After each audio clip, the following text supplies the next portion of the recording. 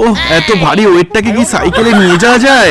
বা মূলোটা দারুণ খেতে। খেয়ে খেয়ে দিন দিন হাতির মতো আরে ফুলে না, যাচ্ছে। এই নামাও তাড়াতাড়ি আরে আরে নামাও। কি হলো? এখনো তো ঘর আসেনি আমাদের। ওর খাবারগুলো আমাকে খেতে হবে। যাও এবার তুমি বাড়ি গিয়ে রান্না করো, আমি এখান থেকে হেঁটে হেঁটে বাড়ি চলে যাব। ঠিক আছে, তাহলে আমি ঘরে গিয়ে রান্না করছি। হ্যাঁ যাও। দূর, এই মুলোকে খাবে, আমি তো গিয়ে চিকেন খাবো। আরে বা চুমকি, তুই কত কিছু খাচ্ছিস। ওই না তো, আমি তো কিছু খাচ্ছি না। আর লোকাতে হবে না, আমি তো সব দেখতে পাচ্ছি।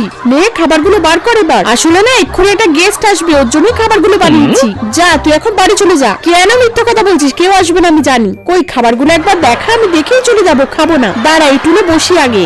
হা হা হা হা, বাহ খাবারগুলো দারুণ বানিয়েছিস তো তুই। আরে না, এগুলো আমার বর আমাকে বানিয়ে দিয়েছে। বাহ তুই খুব লাকি। আরে এটা কি? চিকেনের এখানটা দেখ যেন কেমন কালো হয়ে গেছে, মনে হয় চিকেনটা পচে গেছে। আরে না না, তা আবার হয় নাকি? দাঁড়া আমি একটু খেয়ে দেখি। কই কোনো গন্ধ নেই তো। ও দাঁড়া, আমি তাহলে একটু খেয়ে দেখি। আরে কি চম্পা, কি হয়েছে তো? সর্বনাশ, তাড়াতাড়ি গিয়ে বরকে ডেকে আনি। ওই তোর বর।